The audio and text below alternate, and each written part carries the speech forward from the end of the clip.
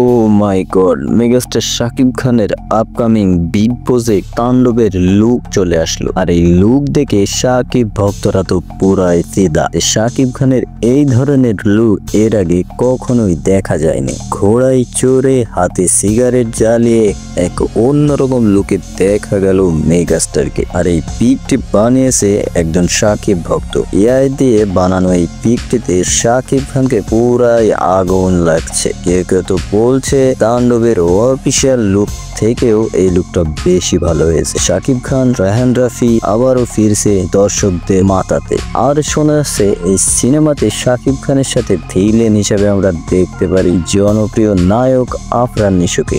যতই আলোচনা সমালোচনা হোক, শাকিব খান আফরান নিশো যদি একসাথে পর্দায় আসে তাহলে বক্স অফিসে ধামাকা লেগে যাবে।